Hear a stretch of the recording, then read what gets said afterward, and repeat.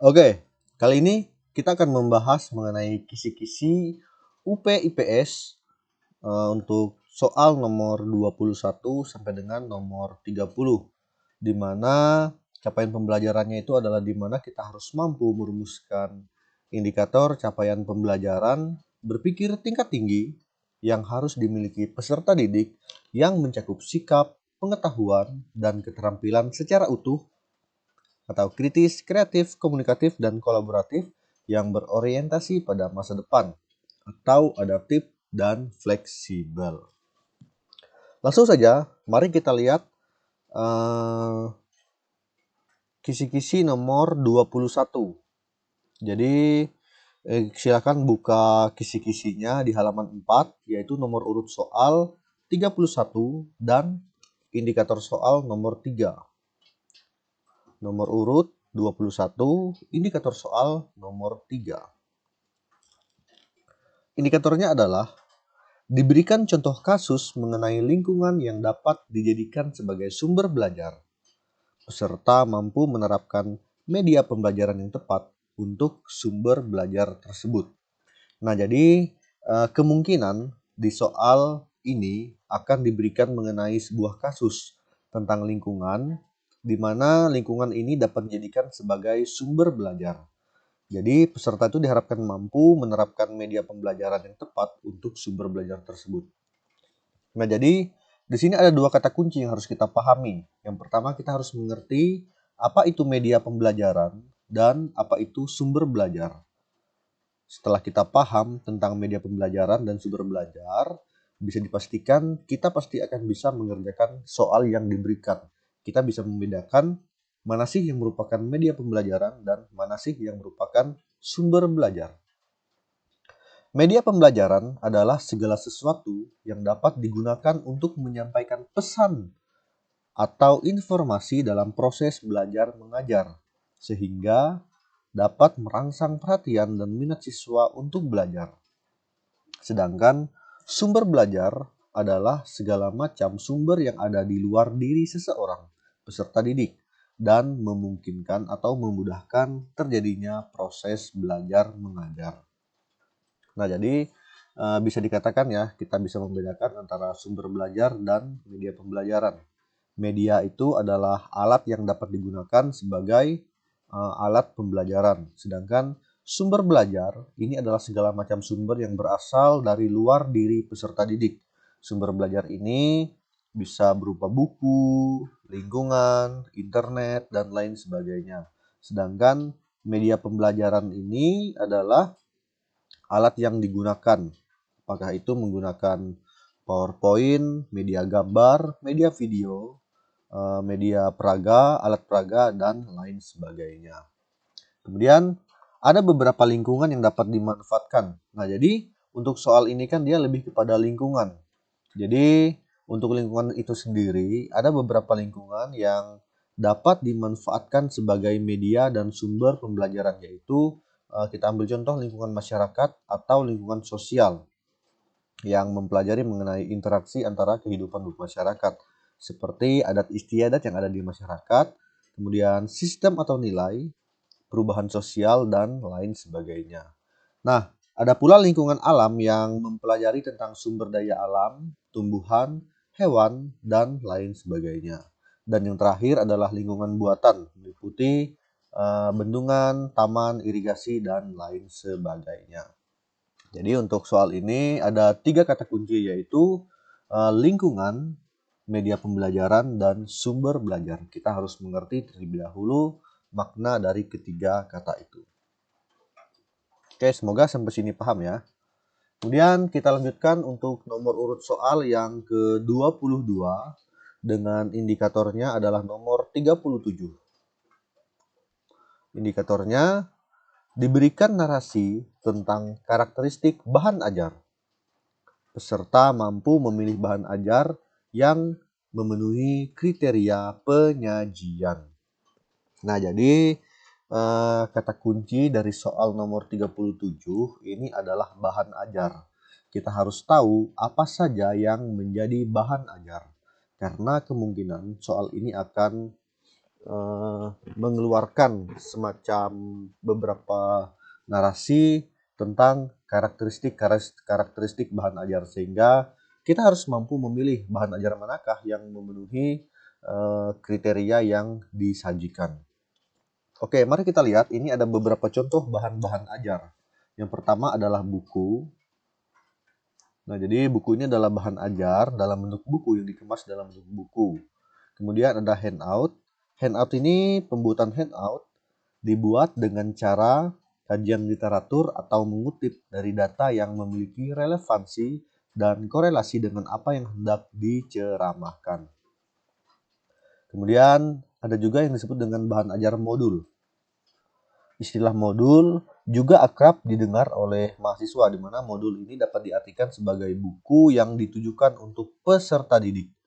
Peserta didik dapat membawa pulang modul karena tujuan modul ini adalah agar peserta didik dapat belajar sendiri di rumah. Modul ini sebagai buku pendamping dan pendukung, maka rata-rata isi modul sebagai petunjuk belajar dan kompetensi yang akan dicapai. Kemudian bahan ajar berikutnya itu adalah lembar kerja siswa. Contoh bahan ajar yang keempat ini adalah lembar kerja siswa. Khusus lembar kerja siswa ini diperuntukkan untuk lembar latihan ataupun lembar tugas siswa karena perannya sebagai lembar kerja, maka isinya pun berisi petunjuk dan langkah-langkah agar tugas tersebut dikerjakan oleh siswa atau mahasiswa. Nah, jadi ini adalah contoh bahan-bahan ajar. Kita harus mengerti dan kita harus bisa memilih mana saja yang menjadi bahan bahan ajar siswa. Oke, mari kita lanjut ke soal nomor urut 23 dengan indikator soal nomor 35. Jadi materi pokoknya di sini adalah teori belajar, yaitu tentang teori belajar behavioristik. Berarti sangat jelas di sini bahwa kita harus paham terlebih dahulu apa yang dimaksud dengan teori behavioristik. Kemudian setelah itu kita bisa memberikan contoh teori yang dikemukakan oleh Clark Leonard Hull. Itu dia. Jadi indikatornya adalah diberikan narasi mengenai teori belajar behavioristik. Peserta dapat memberi contoh teori dari Clark Leonard Hull. Berarti kita harus mengerti bahwa apa saja sih yang menjadi inti dari teori belajar Clark Leonard Hull terkait dengan teori belajar behavioristik. Nah, jadi perlu kita ketahui ya, teori belajar behavioristik di mana di sini beranggapan bahwa belajar itu merupakan perubahan tingkah laku yang disebabkan karena pengaruh lingkungannya. Behaviorisme hanya ingin mengetahui bagaimana perilaku individu yang belajar dikendalikan oleh faktor-faktor lingkungan. Kemudian, teori belajar behaviorisme ini juga lebih menekankan pada tingkah laku manusia. Dan teori ini memandang bahwa individu itu sebagai makhluk yang reaktif yang dapat memberikan respon terhadap lingkungannya. Jadi yang harus kalian ingat, teori belajar behavioristik itu sangat terkait dengan perubahan tingkah laku. Ingat, teori belajar behavioristik itu berkaitan dengan perubahan tingkah laku. Bagaimana dengan teori Hull? Teori Hull mengatakan bahwa kebutuhan biologis dan pemuasan kebutuhan biologis adalah penting dan menempati posisi sentral di dalam seluruh kegiatan manusia, sehingga stimulus dalam belajar pun hampir selalu dikaitkan dengan kebutuhan biologis, walaupun respon yang akan muncul mungkin dapat bermacam-macam bentuknya. Nah, jadi untuk penggunaan praktis teori Hull, di sini misalnya di dalam kelas itu, teori belajar itu didasarkan pada driver reduction ya, atau drive stimulus reduction. Kemudian instructional objective ini harus dirumuskan secara spesifik dan jelas. Dan teori belajar Hull ini juga ruangan kelasnya itu harus diatur sedemikian rupa sehingga memudahkan proses terjadinya belajar mengajar. Kemudian di dalam prakteknya juga teori Hull ini pelajaran itu harus dimulai dari yang sederhana atau yang mudah menuju hal yang lebih kompleks atau sulit. Berarti dia dari hal yang sederhana menuju ke hal yang lebih kompleks. Kemudian yang kelima, kecemasan harus ditimbulkan untuk mendorong kemauan belajar. Latihan harus didistribusikan dengan hati-hati supaya tidak terjadi inhibisi atau kelelahan yang tidak boleh mengganggu kegiatan belajar. Kemudian urutan mata pelajaran harus diatur sedemikian rupa sehingga yang terdahulu ini tidak menghambat tetapi justru menjadi perangsang yang mendorong belajar novel berikutnya. Itu dia. Jadi inti dari teori belajar ini adalah di mana dia itu lebih kepada dimulai dari sesuatu yang sederhana menuju ke hal yang kompleks. Itu ya. Jadi diingat teori belajar itu adalah teori tentang perubahan tingkah laku. Oke, kita lanjutkan kisi-kisi soal nomor 24, yaitu teori belajar kognitif. Nah, untuk soal berikutnya ini, kata kuncinya itu adalah teori belajar kognitif. Narasinya adalah,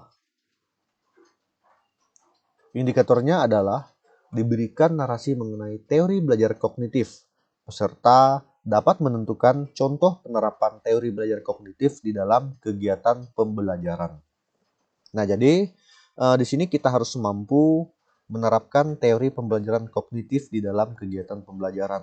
Berarti kita harus tahu terlebih dahulu apa sih teori kognitif itu.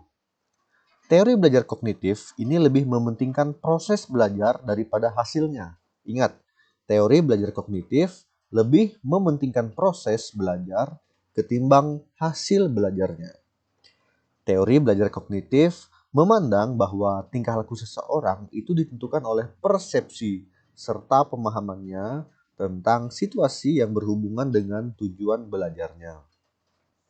Lalu, menurut teori psikologi kognitif, belajar ini dipandang sebagai usaha untuk mengerti sesuatu. Usaha itu dilakukan secara aktif oleh peserta didik. Kemudian keaktifan itu juga dapat berupa mencari pengalaman, mencari informasi, memecahkan masalah, mencermati lingkungan, mempraktekkan sesuatu untuk mencapai tujuan tertentu. Kemudian kebebasan dan keterlibatan peserta didik secara aktif di dalam proses ini amat diperhitungkan agar kegiatan belajar lebih bermakna bagi peserta didik. Jadi ingat, teori belajar kognitif itu dia adalah teori yang lebih mementingkan proses belajar daripada hasilnya. Itu dia. Nah, di dalam proses pembelajaran, di sini guru harus mampu memberikan sesuatu yang bermakna bagi siswa. Kemudian belajar dengan menghafal dan ceramah ini dapat menemukan sesuatu yang bermakna asal dilakukan secara sistematis, menjelaskan dan menghubungkan antara konsep yang satu dengan konsep yang lainnya. Kemudian menghubungkan konsep yang baru dengan konsep yang telah dimiliki sebelumnya oleh siswa. Itu dia, itu adalah inti dari teori belajar kognitif. Nah, kemudian kita lanjutkan ke soal nomor 25 dengan indikator soal nomor 1. Indikatornya adalah diberikan tujuan pembelajaran IPS. Peserta dapat menentukan kegiatan apersepsi yang tepat. Nah, kata kunci di sini adalah apersepsi. Jadi, di dalam soal ini kita harus bisa menentukan yang mana yang dimaksud apersepsi. Oke, berarti kita harus paham terlebih dahulu apa sih yang dimaksud dengan apersepsi. Apersepsi adalah usaha yang dilakukan oleh guru untuk mempersiapkan siswa baik secara fisik maupun mental untuk menerima materi ajar pada hari itu. Nah, jadi semua guru-guru pasti tahu pada saat kita membuat RPP pasti termuat kegiatan apersepsi pada sesi pendahuluan, kegiatan pendahuluan. Ada banyak sekali contoh yang sering kita gunakan. Nah, jadi contoh-contoh apersepsi yang dapat kita lakukan di dalam dunia pendidikan itu misalnya ada melakukan senam SKJ atau senam ringan, kemudian melakukan teka-teki, kegiatan bernyanyi, pantun, kuis, tebak kata, menebak gambar, dan lain sebagainya. Jadi kegiatan apersepsi ini bertujuan untuk mempersiapkan siswa baik secara fisik maupun mental sebelum dia menerima pelajaran pada pagi hari itu. Oke, jadi kita harus mengerti terlebih dahulu apa yang dimaksud dengan apersepsi. Kemudian kita lanjutkan di soal nomor urut 26, indikator nomor 34 di halaman 5 ya. Indikatornya adalah diberikan narasi mengenai sasaran penilaian pada aspek psikomotor. Peserta dapat menyimpulkan salah satu sasaran penilaian. Nah, jadi di dalam soal yang kisi-kisi nomor 34 ini, kita harus mengerti terlebih dahulu sebenarnya apa sih yang menjadi sasaran penilaian dari aspek psikomotorik. Berarti kita harus paham dulu apa sih psikomotorik itu. Psikomotor ini adalah suatu ranah yang menilai keterampilan atau kemampuan untuk melakukan sesuatu setelah seseorang menerima pembelajaran pada bidang tertentu. Hasil belajar motorik ini akan terlihat ketika seseorang telah menerima pembelajaran dan telah dinilai secara kognitif. Penilaian di ranah psikomotorik merupakan salah satu cara untuk mengukur kemampuan atau keterampilan seorang anak. Psikomotorik ini juga memiliki hubungan erat dengan kerja otot. Hal ini menyebabkan gerak tubuh atau bagian lainnya. Hal ini berkaitan dengan kemampuan seseorang untuk merespon apa yang distimulus. Nah, jadi untuk psikomotorik ini sendiri, dia terkait dengan kegiatan aktivitas fisik dari peserta didik kita. Nah, untuk aspek penilaiannya, apa saja sih yang menjadi aspek penilaian dari psikomotorik? Nah, jadi dia bisa menirukan, ini merupakan satu aspek psikomotorik, kemudian memanipulasi, ketepatan, pengalamiahan, dan artikulasi. Kemudian untuk contoh penilaiannya, ini misalnya penilaian berdasarkan tingkah laku siswa, tugas portofolio, kemampuan menulis, kemudian sebuah karya. Oke, itulah penjelasannya tentang psikomotorik. Kemudian kita lanjutkan ke kisi-kisi nomor 27, yaitu indikator soal nomor 43. Jadi submaterinya ini adalah penilaian otentik ranah kognitif.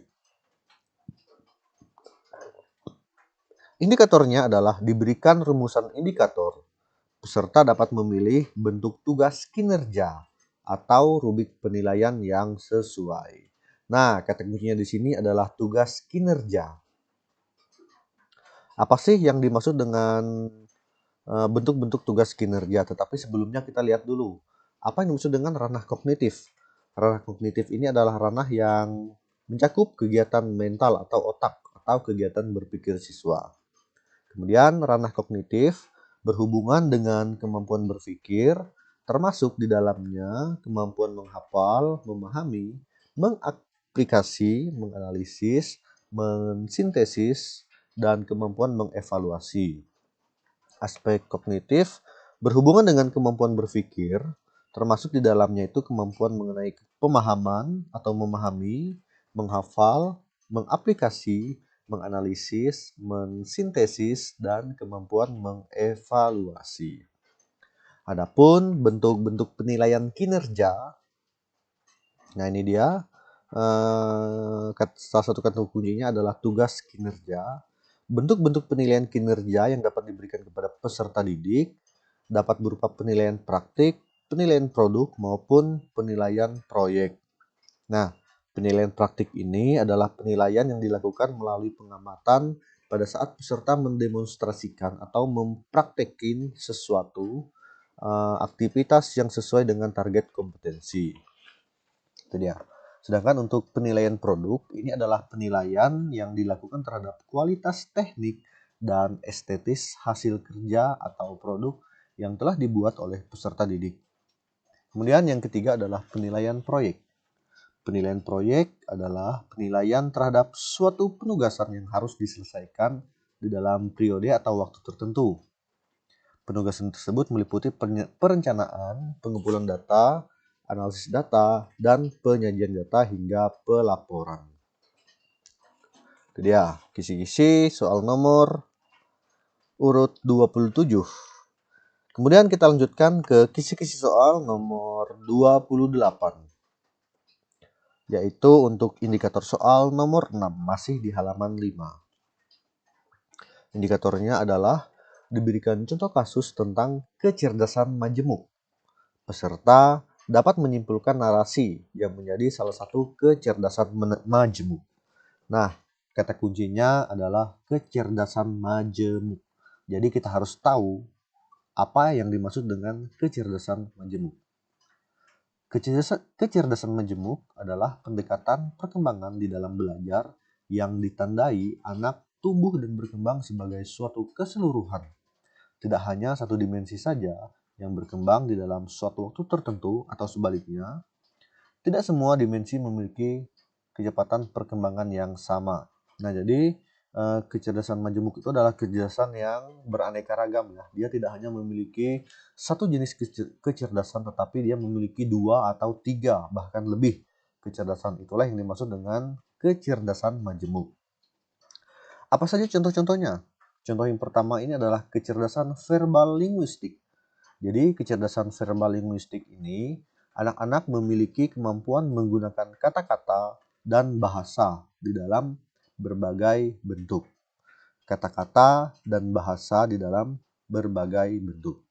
Kemudian kecerdasan logika matematika, yaitu anak-anak yang memiliki kemampuan dalam ketajaman melihat pola dan melakukan pendekatan terhadap situasi secara logis.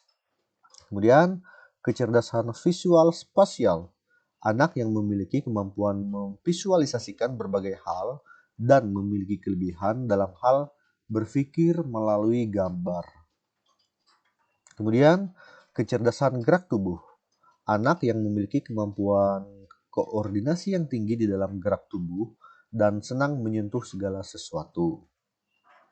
Kemudian, kecerdasan musikal berirama, anak yang peka terhadap bunyi-bunyi nonverbal di dalam lingkungan seperti irama tinggi, rendah, suara, dan pola nada. Kemudian yang keenam, kecerdasan antar diri intrapersonal, yaitu memiliki kepekaan dan mengerti akan orang lain. Kemudian kecerdasan dalam diri interpersonal, yaitu memiliki kepekaan akan tentang perasaan yang paling mendalam di dalam diri sendiri, memiliki kelebihan dan kekurangan di diri sendiri. Kemudian yang kedelapan adalah kecerdasan alam natural. Anak-anak akan menjadi seseorang pengamat lingkungan yang baik, menyadari yang terjadi akan perubahan di dalam lingkungan, senang melakukan percobaan, mengelompokkan benda, dan menyayangi binatang. Oke, jadi itulah yang dimaksud dengan kecerdasan majemuk. Kemudian soal nomor urut 29, yaitu indikator nomor 15, submateri pokok. Submaterinya adalah kemampuan belajar peserta didik. Indikatornya diberikan gambar mengenai hubungan antara kemampuan awal, aktivitas pembelajaran, dan hasil belajar secara acak. Peserta dapat mengurutkan gambar tersebut dengan benar. Nah, jadi di sini kata kuncinya adalah kemampuan belajar. Apa yang dimaksud dengan kemampuan belajar? Kemampuan belajar adalah tingkat keberhasilan siswa di dalam mencapai tujuan yang ditetapkan dalam sebuah program.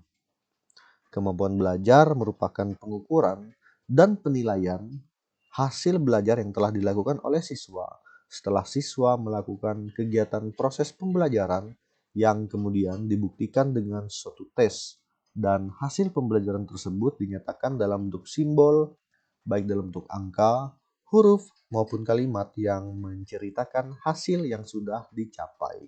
Itu adalah kemampuan belajar peserta didik.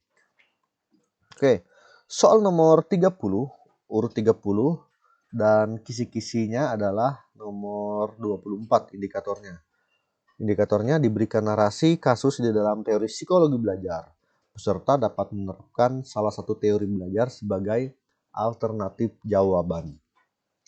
Nah, berarti dalam hal ini kita harus tahu dan paham inti dari teori-teori belajar. Oke, kali ini saya akan menunjukkan 3 jenis teori belajar. Yang pertama adalah teori belajar behavioristik, kemudian teori belajar kognitif, dan teori belajar humanistik. Apa itu teori belajar behavioristik? Ingat, teori belajar behavioristik itu singkatnya adalah tentang perubahan tingkah laku manusia. Sedangkan teori belajar kognitif ini adalah teori belajar mengenai kemampuan berpikir manusia. Kemudian teori belajar humanistik ini adalah teori belajar yang bertujuan memanusiakan manusia. Semuanya berasaskan pada manusia. Jadi kita harus tahu perbedaan-perbedaan mendasar antara setiap teori. Ada lagi teori belajar konstruktivisme. Ini adalah teori belajar yang menuntut siswa untuk mampu mengkonstruksi, membangun kemampuan berpikir siswa. Seperti itu. Kita lihat kelebihan dari teori behavioristik, di mana teori behavioristik ini sangat cocok untuk memperoleh kemampuan yang membutuhkan praktek dan kebiasaan yang mengandung unsur seperti kecepatan spontanitas, kelenturan refleks, dan daya. Sedangkan untuk kelebihan dari teori belajar kognitif, di sini adalah dapat meningkatkan kemampuan siswa untuk memecahkan masalah atau problem solving, kemampuan berpikir, ingat. Dan teori belajar humanistik, kelebihannya adalah cocok untuk diterapkan di dalam materi pembelajaran yang bersifat pembentukan pribadi, hati nurani, perubahan sikap, analisis terhadap fenomena sosial, dan indikator dari keberhasilan itu adalah siswa merasa senang. Nah, itu dia. Jadi kalian harus tahu terlebih dahulu perbedaan mendasar dari teori ini. Ingat, teori belajar behavioristik adalah tentang perubahan tingkah laku. Kemudian teori belajar kognitif ini tentang kemampuan berpikir, dan teori belajar humanistik adalah teori belajar yang lebih menekankan kepada memanusiakan manusia, seperti itu. Dan teori belajar konstruktivisme itu adalah teori belajar yang menuntut anak untuk dapat membangun sebuah kemampuan berpikir, membangun konstruktivisme. Oke, demikianlah pembahasan kisi-kisi dari nomor urut 21 sampai dengan nomor 30. Sekian dan terima kasih. Semoga membantu.